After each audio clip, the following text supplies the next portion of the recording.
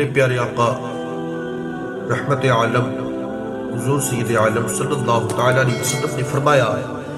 یعنی شب برات میں جاگ کر عبادت کرو اور دن میں روزہ رکھو۔ بہتر یہ ہے کہ 14 شعبان اور 15 شعبان کو روزہ رکھا جائے۔ اور حدیث پاک میں ہے، حضرت سیدنا عمار بن یاسر رضی اللہ تعالیٰ عنہ ہما فرماتے ہیں کہ ہمارے آقا قریب صلی اللہ تعالیٰ علیہ وسلم نے فرمایا کہ جو شخص مغرب کے بعد 6 رکعت نماز پڑھے اس کے سارے گناہ بخش دیے جائیں گے، اگرچہ وہ سمندر کی جھاگ کے برابر ہوں۔ حضرت ابو ہریرہ رضی اللہ تعالیٰ عنہ فرماتے ہیں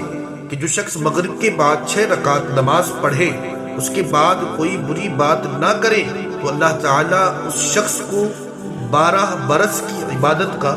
ثواب عطا فرماتا ہے۔ حضرت معاذ بن جبل رضی اللہ تعالیٰ عنہ فرماتے ہیں کہ جو شخص 5 راتوں میں شب بیداری کرے، یعنی رات بھر عبادت کرے، اس کے لیے جنت واجب ہو جاتی ہے۔ انہی میں ایک رات شعبان کی 15ویں رات شب برات ہے۔ ہمارے بڑے پیران پیر روشن ضمیر شیخ عبد القادر جیلانی رضی اللہ تعالیٰ عنہ فرماتے ہیں کہ اس رات یعنی شب برات میں رکوع کرنے والوں کے لیے بشارت و رحمت ہے کہ اس رات میں سجدہ کرنے والوں کے لیے بھلائی اور سعادت ہے۔ پہلی 2 رکعت نماز درازی عمر کی نیت سے پڑھے، یعنی کہ مغرب کے بعد میں جو 6 رکعت نماز کا ذکر ہوا تو اس کو تعلق سے بیان فرمایا کہ پہلی 2 رکعت نماز درازی یعنی کہ لمبی عمر کے لیے نیت سے پڑھے، پھر 2 رکعت نماز رزق کی کشادگی کی نیت سے ادا کرے، یعنی کہ پھر دوسری جو 2 رکعت پڑھے وہ رزق میں کشادگی، رزق میں برکت کی نیت سے پڑھے،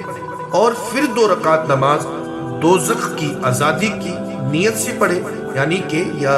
گناہوں کی بخشش کی نیت سے پڑھے۔ اور مناسب یہ ہے کہ 6 رکعت نماز پڑھنے کے بعد پھر 2 رکعت نماز ایمان پر خاتمہ بالخیر کی نیت سے ادا کی جائے کہ ایمان پر خاتمہ ہی اصل ہے۔ نمازیں کثرت سے پڑھیں، پھر 100 مرتبہ درود پاک، 100 مرتبہ کلمہ طیبہ، 100 مرتبہ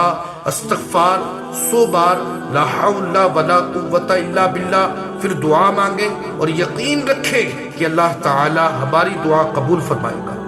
حضرت عائشہ صدیقہ رضی اللہ تعالی عنہا مسلمانوں کی ماں فرماتی ہیں کہ شب برات میں نے آپ کو جنت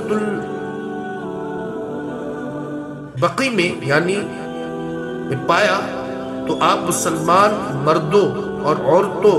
اور شہیدوں کے لیے بخشش کی دعا فرما رہے تھے۔ تو بابرکت راتوں میں زیارت قبور افضل ہے جیسے شب برات، اور دروازے پر کھڑے ہو کر بلند و غمناک آواز میں پکارتی ہے کہ اے گھر والوں،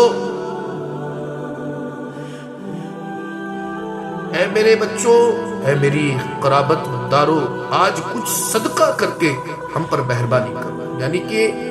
جو روحیں ہوتی ہیں وہ اپنے گھر کے دروازوں پر آ کر کے پکارتی ہیں، بلند آواز سے آواز لگاتی ہیں، اپنے گھر والوں کو یاد کرتی ہیں، اور اگر گھر والے میت کے لیے کچھ صدقہ نہیں کرتے تو مردے حسرت کے ساتھ واپس چلے جاتے ہیں۔ حضرت ابن عباس رضی اللہ تعالیٰ عنہ فرماتے ہیں کہ جب عید یا جمعہ یا روز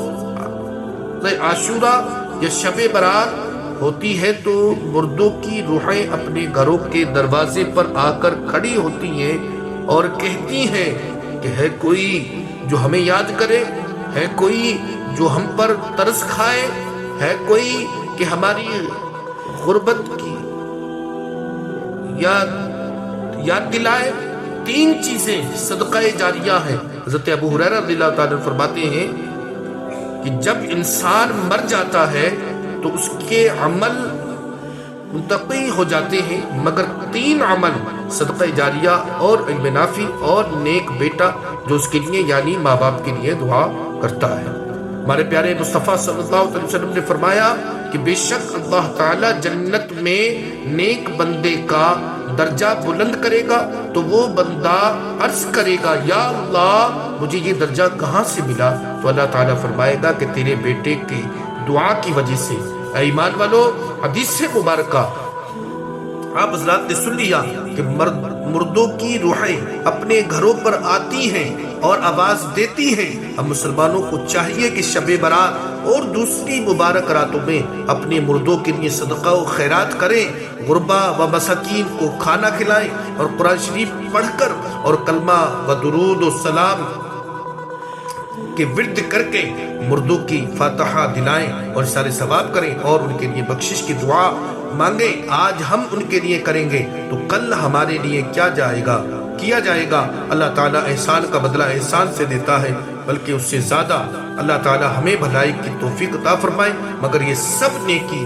و بھلائی کے کام ایمان والوں یعنی سنی مسلمانوں کے نصیب میں ہیں۔ بے ایمان و بد عقیدہ کو ان نیک کاموں سے کوئی غرض و مطلب نہیں، بلکہ بے ایمان وہابی و منافق تو زندوں کی بھی دشمن ہیں اور مردوں کے بھی دشمن ہیں۔ میرے پیارو، ہمیں چاہیے کہ ان مبارک اور متبرک راتوں میں ہم اپنے مرحومین کے لیے ایصال ثواب کریں، ان کے لیے زیادہ سے زیادہ بخشش کی دعائیں کریں اور ان کے لیے صدقہ و خیرات کریں، تاکہ اللہ تبارک و تعالی ہمارے مرحومین پر رحم فرمائے، کرم فرمائے اور اپنی رحمت سے ان کی بے حساب مغفرت